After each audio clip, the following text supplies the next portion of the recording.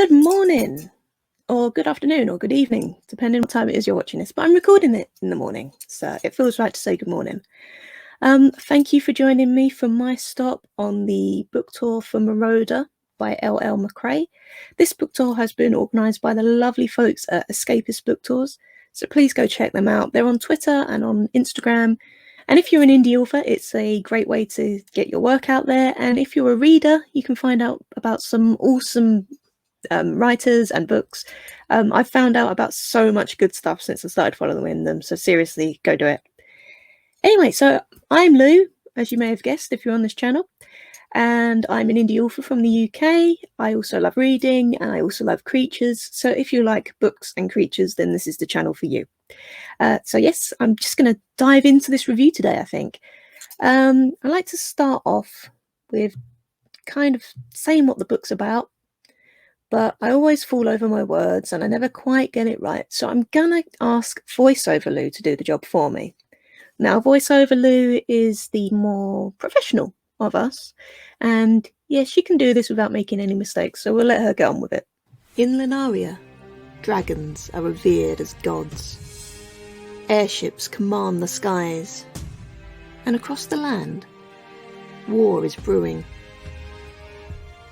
Devastated by their father's death, Moroda and her sister struggle to make ends meet. Things go from bad to worse when a rogue dragon destroys their city. Fleeing on a sky pirate's airship to escape the chaos, the sisters find themselves penned in by untrustworthy companions, a bloodthirsty warlord, and dragons on the rampage. For Moroda, who would do anything to protect her sister, nowhere is safe, not even the sky. The balance of power in Lunaria is tipping. Can one woman make a difference?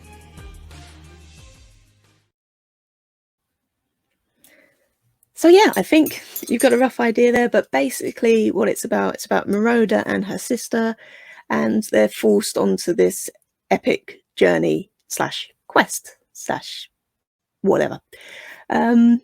Yes, so what I liked a lot about this book. I like so much about this book. You know, sometimes when you read a book and you can just sort of say, oh yeah, this is an enjoyable read.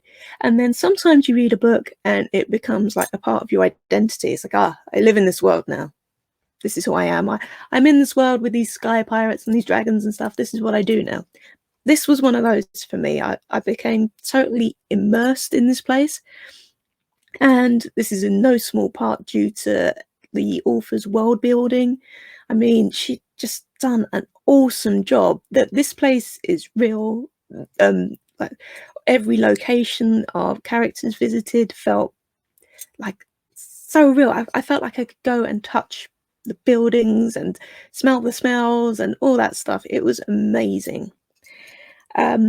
Character-wise, I don't think any of our characters were perfect, and I like that because people generally aren't perfect, but they all have their good points, they all have their strengths, and they all have their weaknesses. I especially liked the different races of people. I think that's the word I'm looking for.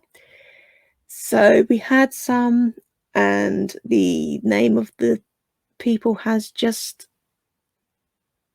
escaped me. I think it begins with an I, but they can just transform into different animals and stuff. And there's also the Varcane, and these guys really interested me because, like the other guys, they can transform, but they can only transform into snakes. And yes, I've got a feeling that we're going to be seeing more of those guys in future books. What else? There are dragons, and dragons play a very important role in the story. There are sky pirates, and one of our main characters, Amara, she's a sky pirate. And yeah, when I grow up, I want to be just like her. She's strong. She knows what she needs to do. She looks out for herself, but she also looks out for her friends. So in the beginning, we kind of think that she's maybe a bit selfish, but then you realize, no, she's not. Okay, that's a bit of I don't know if that's a bit of a spoiler. Anyway, so in terms of other characters, Moroda, our main character, Actually, I don't know if she's our main character, because we get points of view from all of our main group, but she is the title character, I guess. She's kind of naive to start off with. She's very kind. She always sees the good in people. She always wants to help people, but she also comes from this background with a lot of money. So other characters possibly see her as the spoiled little rich girl, and at times, sometimes I think she sees herself as that. And the good thing about her coming from this background where she has had everything handed to her on a plate is now she's going out into this like real world, and it's brutal and awful, but also awesome. But we're able to discover this world alongside her. So we're learning about the world as she is. And I think that's a really good storytelling technique. What else did I like? Oh, there was so much. There is one chapter 26. And I don't want to say too much because I don't want to give anything away, but it is a very important chapter. And let's just say it was a total punch to the gut. Bits happened, and I had to reread it to make sure that the things happened that I thought had happened. I mean, kudos to L.L. MacRae there. Fantastic. The other thing I liked is this thing about doing deals with people, and one of the characters, I forget who it was now. It may have been Amara, because she said something about deals at one point about negotiating the price beforehand, but it may have been another character, and it was about, and the line was, payment must always be made. And I liked that because it gave me like major Once Upon a Time vibes, because over the last 6 months, I guess 7 months since I discovered Once Upon a Time, I've become obsessed with it. Like the TV show is on Disney Plus, and one of the recurring themes on that is magic comes with a price. And so payment must be made, magic comes with a price. I was getting those kind of vibes. It was making me very happy, and it was making me want to read more. So moving on, what I didn't like. I hate this bit. I really do. But what didn't I like? I didn't like the fact that this isn't the real world.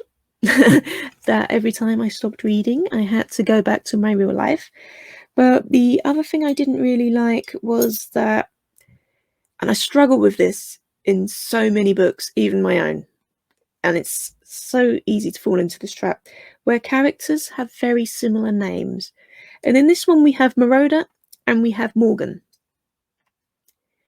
And in the text, in the manuscripts, in the book, even whatever I'm trying to say here, it's very clear that it says Moroda or it says Morgan.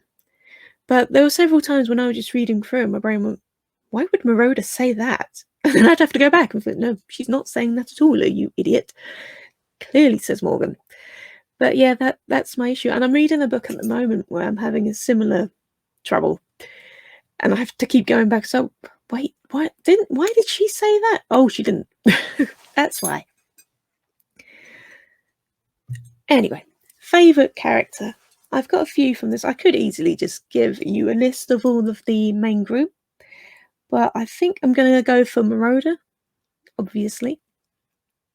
There's also Amara, who is our sky pirate, who I mentioned earlier. And for the third one, I'm going to say Sephora. And he is one of the Arcane that I mentioned earlier. And he is such an interesting guy. I mean, all the way through it, we're wondering, is he just going to kill them? And I'm not going to say what he does, but it's interesting. And he has a very, very cool character arc. And the way that this story leaves off, the setup for the next book, I can't wait to see what he does. Yeah, he's found himself in an interesting position. I know I'm saying interesting a lot, but I don't want to give anything away. But yeah, he's found himself in a very, like, I guess, powerful position. And I'm wondering what he's going to do with that. Because throughout the book, we do see multiple sides of his personality. And it's all about which one's going to win out, I think. Yes, what am I doing? What else? This book is absolutely fantastic. It's a bit of a long one, bit of a chunky book, but I think it's absolutely worth it. And no word is wasted, really. It's all valuable. You've got multiple points of view, and I love that in fantasy. I love seeing multiple points of view. I love seeing the world through different eyes. I think it would work awesome as a Netflix series or Amazon Prime series, because like obviously Amazon are into fantasy at the moment, what with Lord of the Rings and Wheel of Time. So maybe, don't know, maybe they'll go for this too. Anyway, as this is a book tour put together by Escapist Book Tours, they have also set up a competition where you can win an ebook copy of Moroda. All you have to do is click on the link below in the description and like enter the raffle copter thing, and that's it. But if you do miss out on winning that book, you can buy it from the links down below. Just go clicking and go buying, and seriously, go and buy it. It's absolutely fantastic. If you like what I've done here today, please do like and subscribe, and also leave a comment down below. Even if you've read this book, tell me what you thought about it in the comments. If you're thinking about reading the book, tell me what you're thinking about. Tell me about it in the comments. Sorry, I really got to think about these sentences before I start saying them.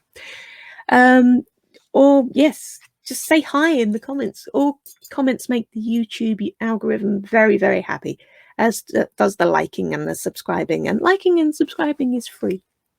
So make me happy. Go do it. What else? I'm taking part in the Indie Fantasy Addict Summer Challenge this year. I still can't get used to what way that is. So as this is an indie read, I can include it in my total, my points total.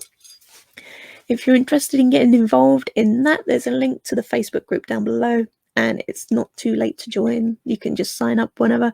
And if you want to join a team, I can recommend the Dragon Tamers, because that is the best team and it is my team. Thank you very much for being here, and until next time, stay delicious.